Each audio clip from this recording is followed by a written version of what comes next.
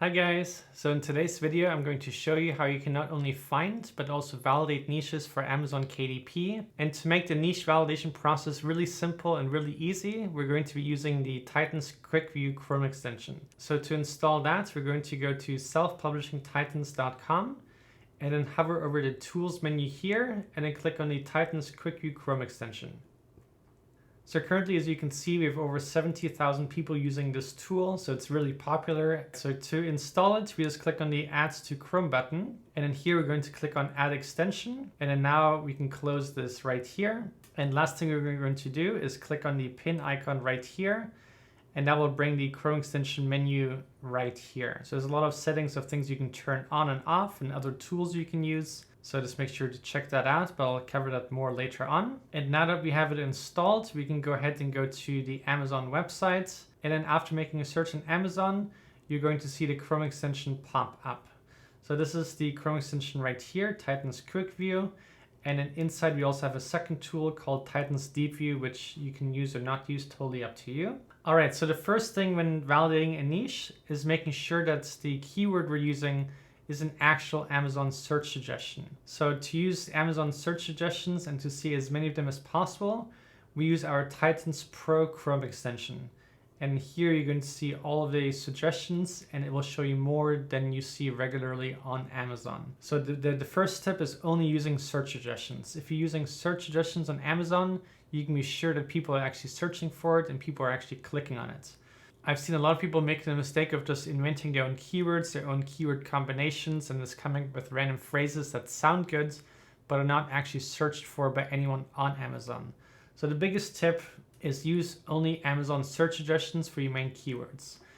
All right, so now that we've established that, once we find a good keyword that is suggested by Amazon, the first thing we can look at is our demand and opportunity score. So these are algorithms that we have created over the years to help us determine to see how much in demand a niche is and how good the opportunity might be. So the demand would be how many people are searching for this keyword for these kinds of products. And then the opportunity would be how easy is it for us to rank on page 1 and how likely is it that we're actually going to have success in this niche. So these scores go from 1 being the lowest and to 9 being the highest. And then we have also color graded these scores. So green would be the highest, and then just below green would be yellow. Yellow ones would be ones that would be questionable but could potentially still be good. And then below yellow we have orange. Those are ones that you have to be more cautious about and are probably not good for you.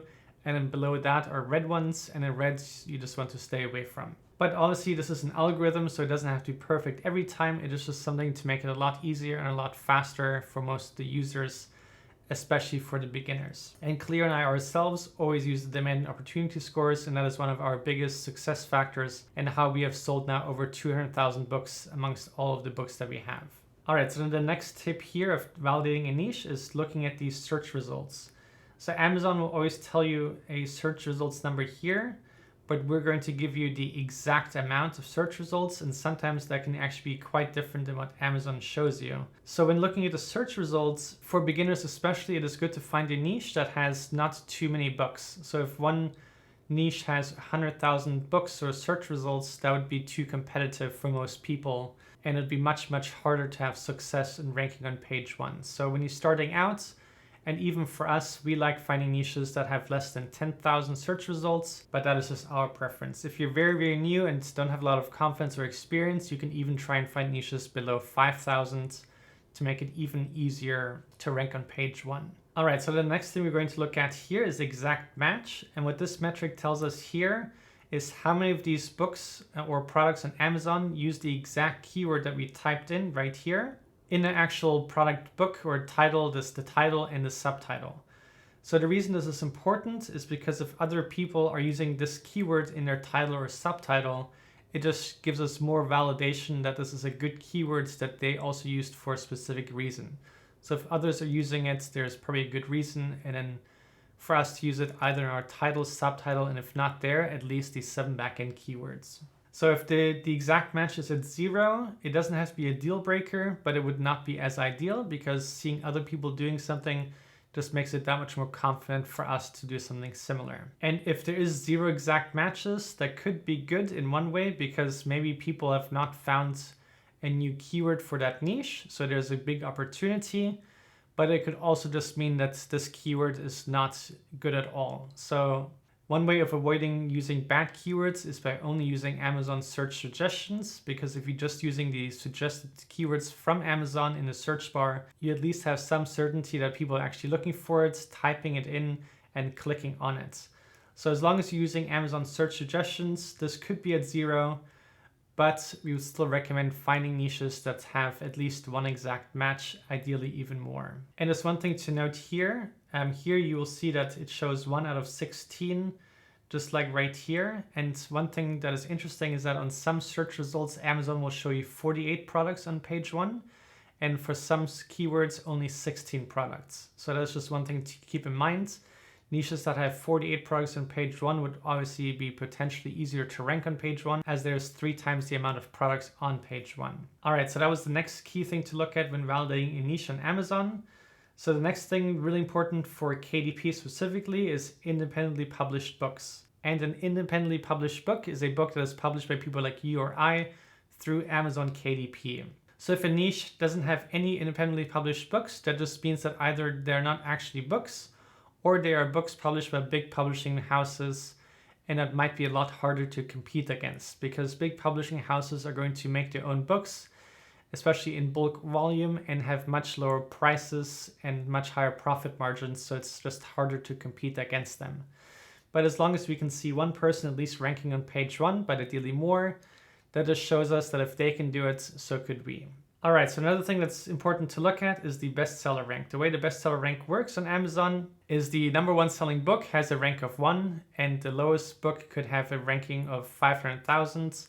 So the lower the number, the better the book, and the better the sales, and the higher the number, the lower the sales. So when validating a niche for Amazon KDP, we just also want to make sure that the average and the lows and the highs are within our ranges. So when seeing here that the average bestseller rank is 33,000, that is really, really good. That just shows us that there's a lot of sales happening on this niche. And then here the low, that is just the bestseller rank for the lowest book on this page. So that is really good. Being in the top 100 books on all of Amazon, that just shows how extremely popular this niche might be, at least this one book. And then when looking at the highest BSR, that is just something to also keep in mind. That is the book that is performing the worst. So we definitely don't want to be in a niche that has bestseller ranks of 500,000 or worse, because if it's above 500,000, that just shows us that the book is only getting a few sales here and there, and it might not be worth our time to creating a high quality book. All right, so the next thing we have here is reviews. This is just a nice thing to see how competitive a niche might be and to see how hard it might be for us to compete against those books. So here we can see that the average book has a review count of 8,255. The lowest book only has 2 reviews, and then the highest book has 72,000 reviews.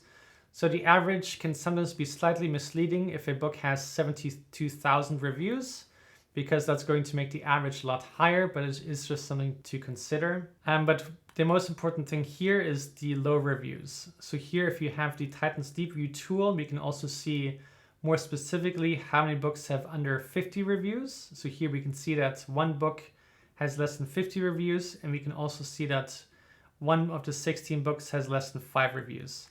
So this is just ideal to see. When validating a niche here, we want to see that there's books with little reviews, because if they have little reviews, it just means they're not well established on this niche yet, and we have a lot better chances of competing against them and even outranking them. And then the other thing is, if they have 5 reviews, that is most likely because they're a new book, so that's just also something that we want to see. All right, so here moving along, we have the prices. So here, once again, we can see the average price of every product on page 1. We can also see the lowest price and then the highest price. Obviously, if you see something at $199, that is not something we can compete with, because Amazon KDP prices are a lot higher than the prices from publishers. So this is just also good when you create your own book and you're ready to publish it. Khalil and I tend to use book prices around the average, sometimes a little bit lower, sometimes a little bit higher, but something around there. All right, so just moving right along. So here we can see the Titans Deep View tool. That is an optional tool you can also add on. And then here you can just see more of the reviews data. And then also one thing that might be interesting for you is seeing the 30-day estimated search volumes. So here we can see that this niche has an estimated search volume of 3,000, which is really good. And then something that's also really interesting for the research process and then also for title creation is this right here. So here you can see we have words used in product titles. So what this shows us here is that this word was used 24 times between the title and the subtitle of a book. And then these words are ranked from highest used to lowest used. So you can see skills was used 19 times, 17 times, workbook 13 times, and 12 times, practice 11 times, ages, kids, learning. So this is just an idea that you can use to see what are the most popular words that other people are using in the titles, and then take inspiration from that and also use the most popular words either in your title or your subtitle. All right, so now moving right along. So when we scroll down, we can see that these products have boxes here. These boxes are also generated by our Titans Quick View tool. And the first thing we see here is the ASIN for each of the products. This can be useful when doing Amazon ads and you're doing product targeting. So you can easily just copy and paste their ASINs without having to actually click on all the listings. Then next here we have the main category, obviously books. So we can see how well the book is doing in the main category, as well as all of the subcategories. So we can see their ranks within each of these. This is also nice to see because you can click through to each of these categories and see the top 100 best-selling books for all of them. And then that's just nice for competitor analysis, for book cover analysis, and so on. And then next thing right here, which is really, really important, is seeing the publisher. So here you can see if it's either independently published, in which case it would tell you that it's independently published, or it will give you the name of the publisher. So in validating a niche, we obviously want to find books that are independently published because that is people we can compete with. And if all the books in a niche are not independently published, it might just be a sign that this niche might not be easy to rank for and to compete with, because usually large publishing houses have big advantages with better pricing, better profit margins, and obviously bigger budgets for ads. So if some people are independently published on page 1, that just shows if they can do it, so can we. And another really important thing we look for when validating a niche is the date when the book was published. So with our tool, it will give you the dates every single product was published. So here we can see 2019. So one thing we want to do is try and find a book that is published at least within the same year and ideally within the last few months. Because if a book was published the last few months and ranking on page 1, it just gives us a sign that it might be easy and faster to rank for that product on page 1 for that niche. And then here we also can see sales estimates for every single day and then a 30-day sales estimate for every single product. So for some of you that might also be interesting for niche validation. And then another really cool thing, which is a fairly new feature we've added, is the ability to click on the BSR graph. And then our Chrome extension is going to populate a running record for the book, and not just for the bestseller rank, but also the pricing and the review count. And this is true for the entire time a book was published. So here we can see that the data starts from 2015 and it continues all the way to present time. So this is really great for doing competitor analysis to try and see what kind of launch strategy they used and to see how the reviews are doing and how the reviews affect the bestseller rank, and also to see the pricing strategy. Here we can see that the price has changed sometimes, and recently they've increased the price. So there's just many useful things we can see here. So one nice thing also is to see like the trend of a book, or to see if it does well in maybe in December, in Q4, during the holiday season, or during back to school season, or if it does well year round. There's just a lot of really great insight you can see with this tool. And as far as we know, our Chrome extension is the only tool that not only gives you the bestseller rank, the price, but also the review count. So I think you'll find this tool really, really useful. Yeah, so this is basically just the overview of this tool and how you can niche validation. So just to recap quickly, the most important thing you can do when finding and choosing a niche is only using Amazon search suggestions. That would be the single #1 tip I can give you, and you'll do much, much better by only using those. Don't try to invent keywords, don't mix keywords, just use exact match keywords in your title, product title. In your title, use subtitle or backend keywords, just depending on what is appropriate for your book. And then just use all the metrics you can see here. This is all free data. And just use all these metrics that our tool can show you. And you will start making a lot better decisions, and not only make them better, but also faster and easier. All right, so I hope you found this video useful, and then I'll see you in the next video tomorrow. Okay, bye.